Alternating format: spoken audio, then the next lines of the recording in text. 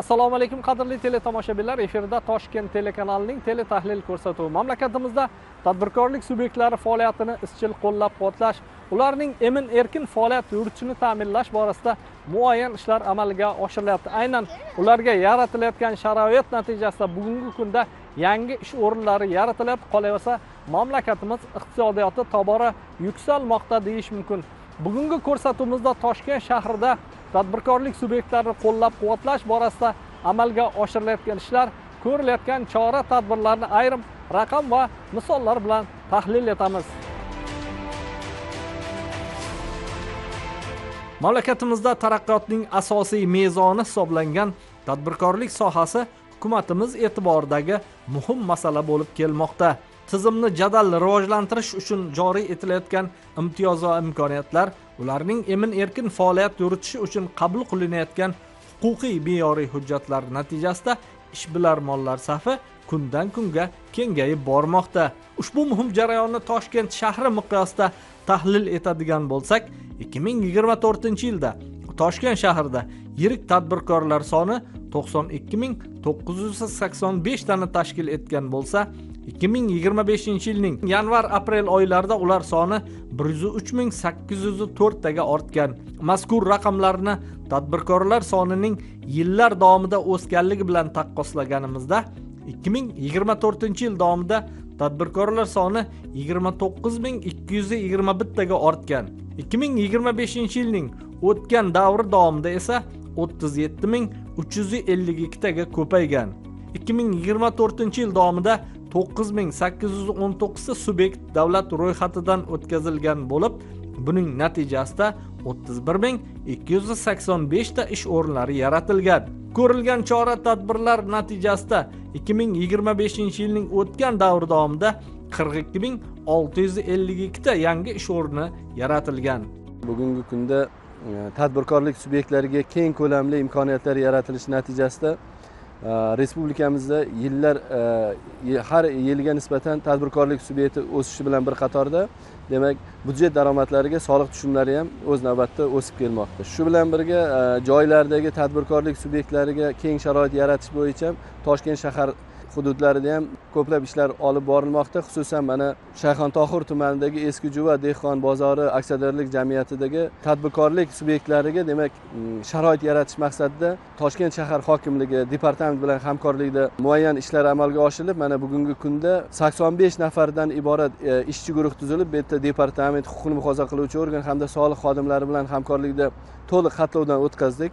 Ushbu xatlovdan o'tkazganda Eski Juva dehqon bozori aksiyadorlik jamiyati qariyb 14 gektar yerda joylashgan bo'lib, bu yerdagi mana shu soyabonlarda faoliyat ko'rsatayotgan tadbirkorlik subyektlari o'rganilganda, bular 622 nafar aniqlandida. Bu o'z navbatida demak maxsus soyabonlar bilan o'z boshimchalik bilan qurib olingan joylarda faoliyat ko'rsatayotgan bo'lsa, bularning aksariyat qismi demak norasmiy sektorda faoliyat ko'rsatayotganligi ham aniqlandi. Shu bilan birga mana ko'rsatilgan amaliy yordam hamda hamkorlikda ularga zamonaviy savdo rastalarini chiroyli qilib, zamonaviy qilib berilgani hisobiga mana hozir dastlabki 329 ta qurib berilgan mana shu savdo obyektlarimizdan ularni qayta ro'yxatga o'tkazishimiz hisobiga 200 dan oshiq yakka tartibdagi tadbirkorlik subyektlari mana bugungi kunda davlat ro'yxatidan o'tkazilib, demak soliqlarni to'lashni ham boshlab yubordi. Shu bilan birga mana 622 nafar tadbirkorlarimizda demak bugungi kunda ularni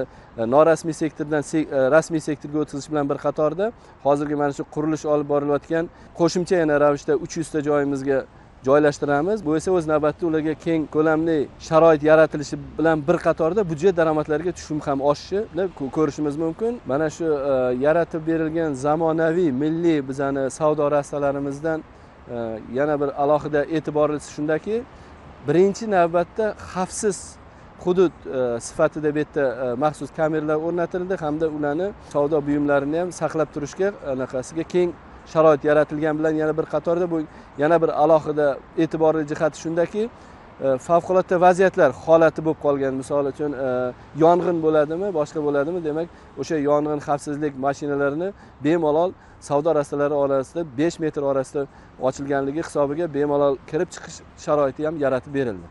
ushbu mana shu eski Jo'va dehqon bozori aksiyadorlik jamiyatida olib borilayotgan tadbirlarimiz, demak, Toshkent shahrining boshqa bozorlarida ham amalga oshirilishi soliq boshqarmamiz tomonidan belgilab olingan, chora-tadbirlar belgilab olindi. Bu esa o'z navbatida tadbirkorlik subyektlariga yaratilgan sharoit bilan bir qatorda byudjet daromadlariga qo'shimcha manbalar tushishi ham belgilab olindi. Tadbir jarayonida nafaqat soliq organi, Toshkent shahar hokimligi, Ichki ishlar departamenti hamda mahalla idoralari bilan hamkorlikda tadbirkorlik subyektlari bilan bevosita muloqotda bo'lib, ulardagi muammolar va takliflar o'rganilib, shu joyda o'zida sharoitini kelib chiqib, talablardan kelib chiqib, sharoitini yaratish bo'yicha tegishli ishlar amalga oshirilmoqda. Ma'lumki, respublikamizdagi bozorlar hamda savdo komplekslari faoliyati tubdan takomillashtirilmoqda. Bundan ko'zlangan yagona maqsad xaridor va sotuvchilarga qulay shart-sharoit yaratish barobarida tadbirkorlik sohasini qo'llab-quvvatlash hamda yangi ish o'rinlari yaratishdan iboratdir. Toshkent shahridagi eski Jo'va dehqon bozorini nafaqat yurtimiz yoki hamdo'stlik mamlakatlarida, shuningdek xorijiy davlatlarda ham yaxshi bilishadi desak mubolag'a bo'lmaydi. Ko'p yillik tarixga ega ushbu majmua doimiy ravishda xaridorlar bilan gavjum bo'lgan. Ma'lumki, eski Jo'va sebzor dahasining qadimiy mahallalaridan biri bo'lgan. Ushbu dahaning Maqsudozlik ko'chasida mahalla hunarmandlarining asosiy qismi joylashgan bo'lib, vaqtlar o'tib bu qadimiy mahalla markaziy bozorning bir qismi va keyinchalik esa bozorning asosini tashkil qilib, eski Jo'va nomi bilan atala boshlagan. Eski Jo'va dehqon bozori tarixiga qaytadigan bo'lsak, eski Jo'va o'sha Jo'vada shu o'zimizning milliy hunarmandchilik mahallasi bo'lgan. O'sha mahallasida bizni O'zbekistonni shu ishlab chiqaradigan milliy hunarmandchilikni xorijdagilar qiziqishi va o'sha yerda talab bo'lishi, o'sha Buyuk Ipak yo'lida kelayotgan karvondagi sotuvchi tadbirkorlariga shunaqa narsalarni borligini va olib kelishini aytilganda, bular shu o'tib Buyuk Ipak yo'li shu eski Jo'vaga to'xtab, shu xonadonlarni ushbu narsalarni olib borib tarqatganda haqiqatan ular qiziqish bo'lgan, paydo bo'lgan. Va nihoyatda kundan kunga, yildan yilga bu narsa ko'payib qoldi.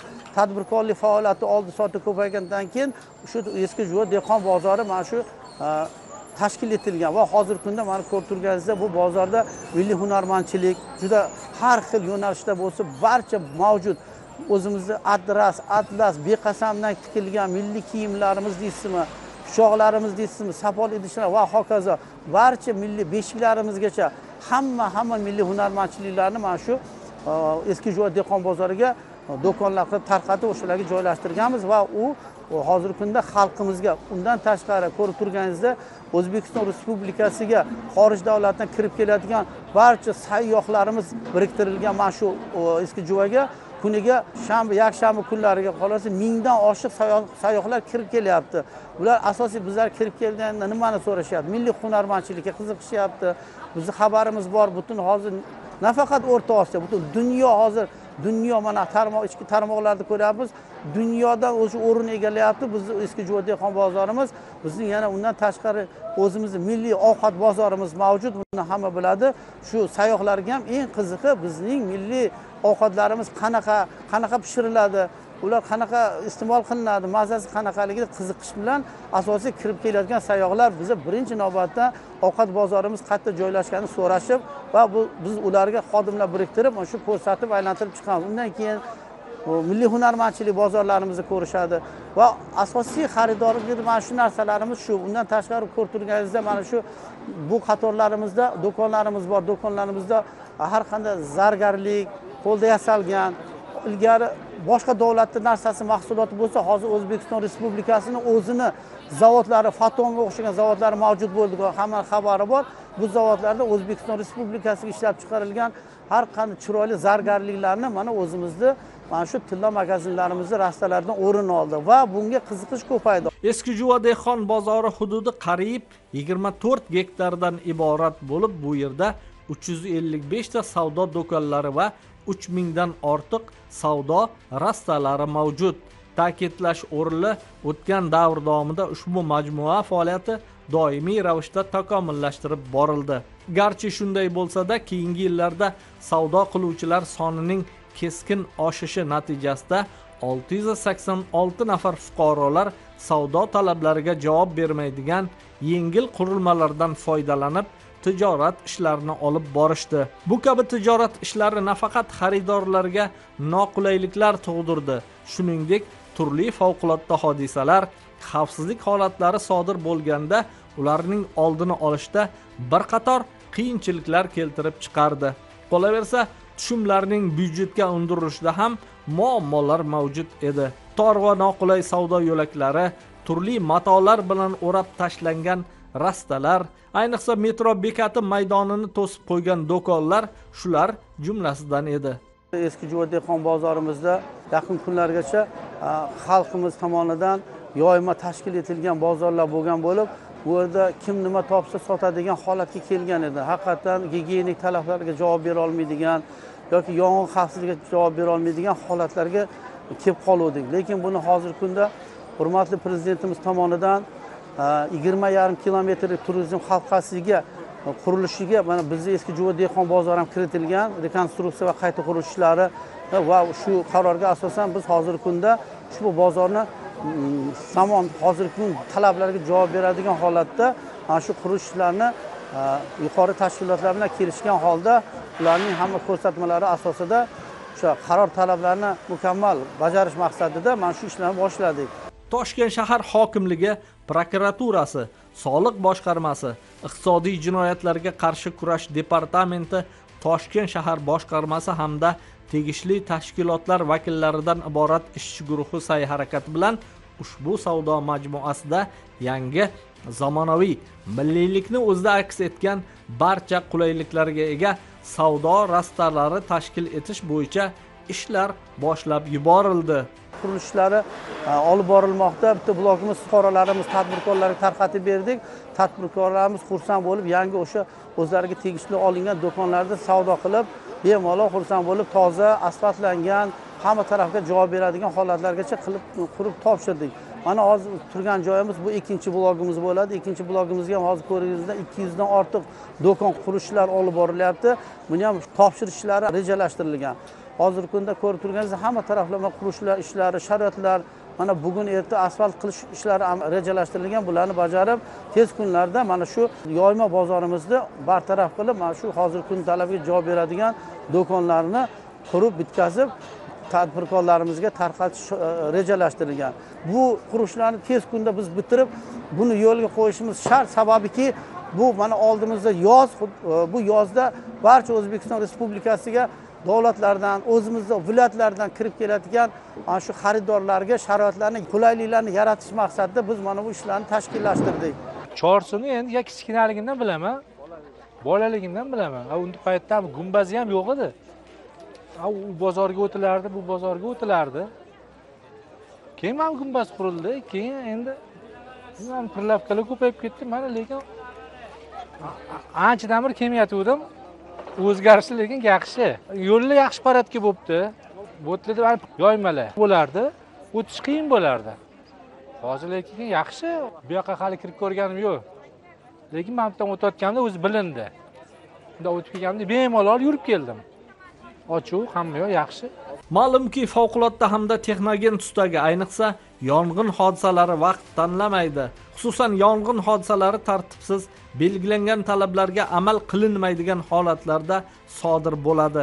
Yaqingacha eski Jo'va dehqon bozoridagi betartib savdo rastalari, doimiy xaridorlar bilan liq to'lgan tirbandlik bois bu yerga o't o'chirish va boshqa transport vositalarining emin-erkin kirib chiqishida muammolar yo'q emas edi.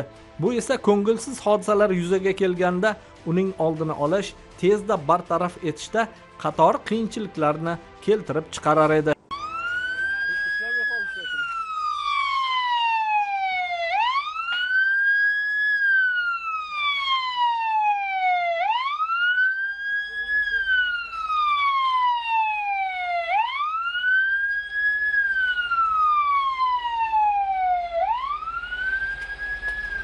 Endilikda esa ushbu muammolar to'liq bartaraf etiladigan bo'ldi.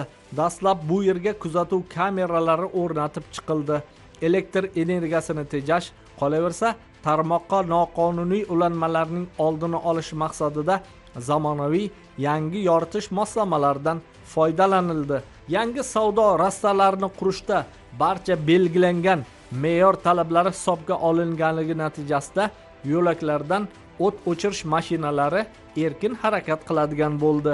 Bugungi kunda Chorsuv bozorida mana ko'rib turganingizdek juda katta qurilishlar olib borilmoqda. Bu qurilishlarda savdo rastalariga alohida e'tibor qaratilmoqda. Bu savdo rastalarini bir-biriga bo'lgan oraliq masofasi, hozir ko'rib turganingizdek, ozoqlik masofa ochilgan. Texnika harakatlanishiga bemalol oraliq masofalar saqlab berilgan. Bundan tashqari bozor hududidagi boshqa eski rastalarning o'rniga mana shu kabi yangi rastalar qurilmoqda. Bu ancha qulaylik tug'iladi va yana yong'in xavfsizligi talablari bo'yicha javob beradigan rastalar qurilmoqda. Bunda yong'in sodir bo'lganda yong'in qutqaruv texnikasi harakatlanish uchun mana hozir orqamda ko'rinib turibdi, yong'in qutqaruv texnikasi bemalol ikkita oraliq masofalarni o'zaro saqlagan holda harakatlana oladi va hozirgi kunda qurilish ishlarida navbatchilik uchun yong'in qutqaruv texnikasi qo'yilgan bu yerda. Biror bir ko'ngilsiz hodisa sodir bo'lsa va sodir bo'lishini oldini olish maqsadida har doim navbatchilik tashkil qilingan bu yerda va savdo rastalarida hozirda fuqarolarga tushuntirishlar olib borilmoqda. Soliq qo'mitasi tomonidan, Toshkent shahar hokimiyati tomonidan va Toshkent shahar favqulodda vaziyatlar boshqarmasi tomonidan tushuntirishlar olib borilmoqda va tunu kun navbatchilik tashkil qilingan. Bundan keyingi boshqa bir rastalarda ham shu kabi rastalar qurilishi rejalashtirilgan. Bu fuqarolarga ancha qulaylik olib keladi. Ilgari holatda mutlaq yong'in qutqaruv texnikasi kira olmasdi, juda ko'p vaqt egallardi. Hozirda bo'lsa mana ko'rib turganingizdek, yong'in qutqaruv texnikasi kirish uchun bemalol oraliq masofa bitta texnikani harakatlanish uchun mo'ljallangan va hozirda shu kabi rastalar boshqa bir bozorning boshqa hududlarida ham qurilishi rejalashtirilgan. Bu rejali hamkorlikda hamma barcha ishlar amalga oshirilmoqda. Rastalarni qurilgandan so'ng birmuncha kamchiliklarni joyida bartaraf qilish ishlari amalga oshirilmoqda. Bunda hamkorlikda o'zaro fikr almashilib, yo'l qo'yilgan kamchiliklar yetkazilyapti bozor ma'muriyatiga. Bozor ma'muriyati xuddi joyida shu narsalarni bartaraf qilib yanada takomillashtirilmoqda. Bozor rastalarining ko'rinishi, yo'laklari va boshqa bir jihatlari bizlar bilan hamkorlikda. Yozning jazirama issiq kunlarida har qanday oziq-ovqat mahsulotlari me'yor talablarida saqlanmasa, turli kasalliklar kelib chiqishi turgan gap. Eskijuva dehqon bozoridagi xalq tilida aytganda, yoyma bozorda sanitar qoidalarga har doim ham amal qilishning imkoni yo'q edi. Bozorning u yonida qo'lbola mahsulotlar savdosi bilan shug'ullanayotgan, bu burchagida esa turli yaxna ichimliklarni muzlatgichda emas, aksincha issiq haroratda sotayotganlarni ham ko'rish mumkin edi. Qurilayotgan yangi rastalarda ushbu masalalar ham inobatga olinadigan bo'ldi. Sotuvchi va xaridorlar uchun ma'qul sharoit yo'lga qo'yilib, sanitar holatlar e'tiborga olinadigan bo'ldi. Ayni paytda ushbu yo'nalishda sanitar epidemiologik osoyishtalik va jamoat salomatligi tizimi vakillari zarur ishlarni olib borishmoqda. Yoz mavsumini kirib kelishi bilan bizda o'ziga yarasha chora-tadbirlar bo'ladi. Ya'ni ovqatdan zaharlanish holatlarini oldini olish, o'tkir yuqumli kasalliklarni oldini olish bo'yicha chora-tadbirlar olib borilishi kerak. Hammamizga ma'lum, bu yil yoz fasli erta kelyapti. Issiq juda yuqori darajada bo'lib turibdi. Bu esa mahsulotlarni tez aynashiga, agar saqlash qoidalariga rioya qilinmasa, iste'molga yaroqsiz holga kelib qolishiga olib kelishi mumkin. Shularni oldini olish maqsadida bizning bo'limimiz tomonidan chora-tadbirlar ishlab chiqarilgan, ko'rsatma xatlar chiqarilgan hamda talabnoma, tavsiyanomalar chiqariladi. Bizning tumanda eng katta muassasalardan biri Eskijuva dehqon bozori bo'lganligi sababli Eskijuva dehqon bozorida kundalik nazorat ishlari olib boriladi. Bizning xizmat tomonidan Eskijuva dehqon bozoriga xodimlarimiz biriktirilgan, muntazam kundalik nazorat ishlari olib boriladi.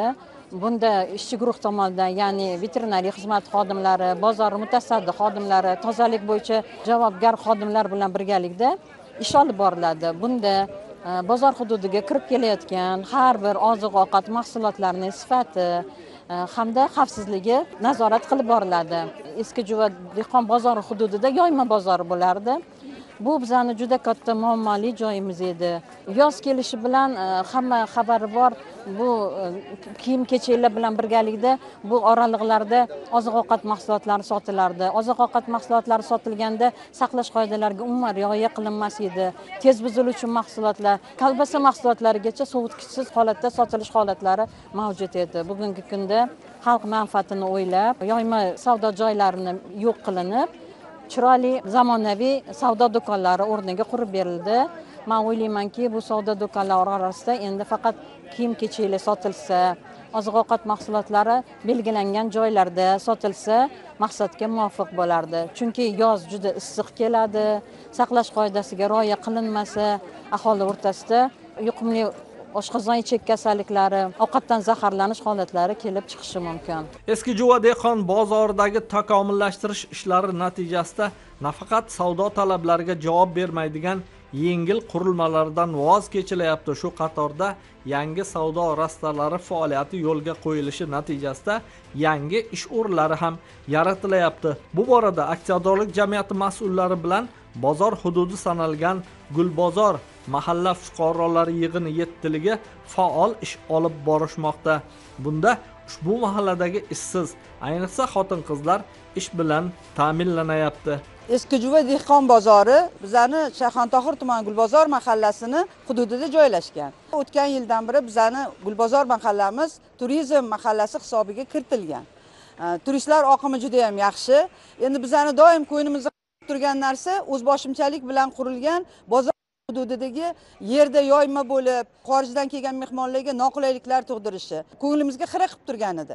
Mana shu holatni yaqinda bo'lgan bu o'zgarish, qurilishlarning boshlangani, bu bozorimizni qaytadan qurilayotgani biz uchun juda ham katta yutuq bo'ldi. Bu har tomonlama yutuq desam bo'ladi. Bundan fuqarolar ham minnatdor, kelayotgan xorijlar ham, kelayotgan mehmonlarning oldida bizani yuzimiz ham yorug' bo'lyapti. Ikkinchi yana bitta katta masala ishsizlik masalasi. Mahallamizga bizani bozor ma'muriyati birinchi bo'lib murojaat qildi. Sizlarni hududida joylashganimiz uchun mahallamizda o'zi ishsiz kam, lekin qolib ketgan yoshlar, yo'lini topa olmayotgan, xorijdan kelgan aholimiz vakillarini biz birinchilar qatorida do'konlar bilan ta'minlab, qonuniy ishlashiga imkon yaratilmoqda. Bizani hozir sharqona usulda qurilgan bu do'konlardan odamni ko'ngli yayraydi. Bizani katta yoshliklarimiz ham, yoshlarimiz ham bundan juda ham minnatdor.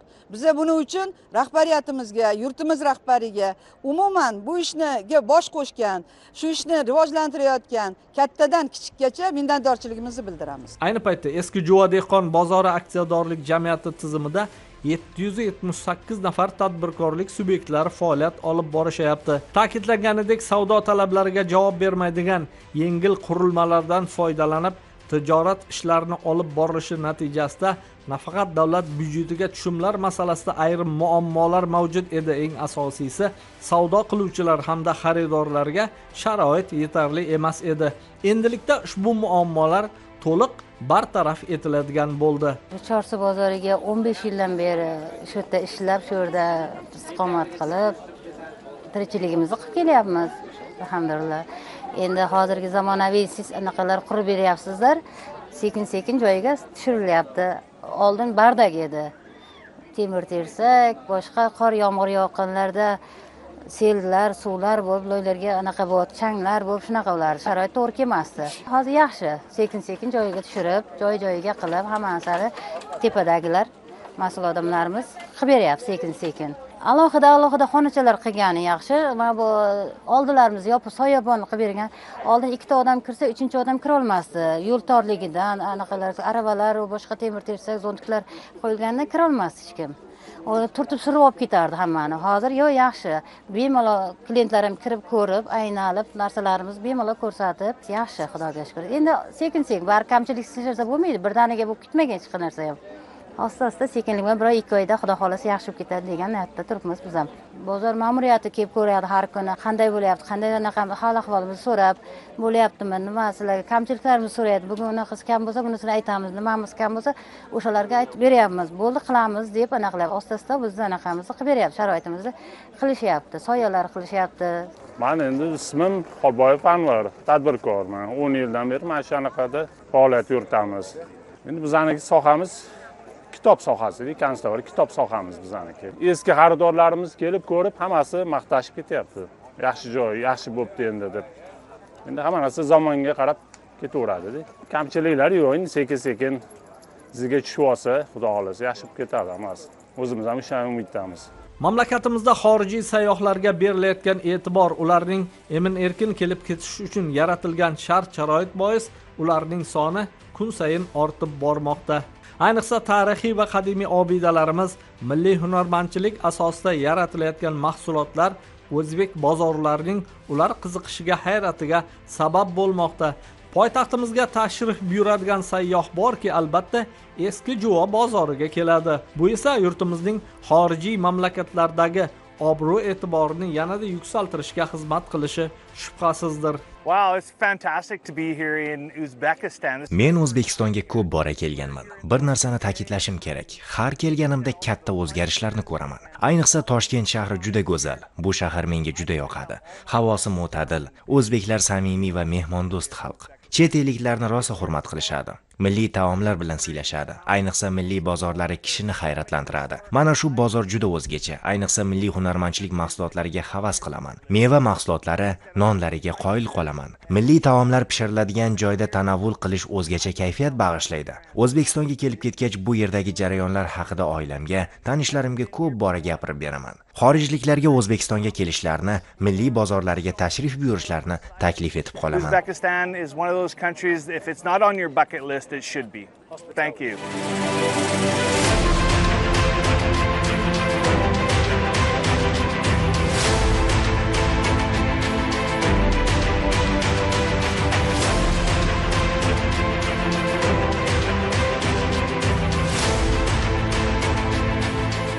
Qadrli muxlislar, siz Toshkent telekanalining teletahlil ko'rsatuvini tomosha qildingiz. Ko'rsatuvimiz davomida mamlakatimiz poytaxti Toshkent shahrida ishbilarmonlik muhitini yanada yaxshilash, tadbirkorlik subyektlari faoliyatini izchil qo'llab-quvvatlash, bu borada ko'rilayotgan chora-tadbirlar, islohotlar jarayoni haqida mulohaza yuritdik. Xulosa o'rinda ta'kidlaydigan bo'lsak, bu kabi ko'rilayotgan chora-tadbirlar, islohotlar natijasi tabiiyki mamlakatimiz taraqqiyotiga xizmat qilishi shubhasizdir.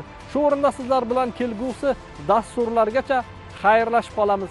E'tiboringiz uchun tashakkur. Xayr, salomat bo'ling.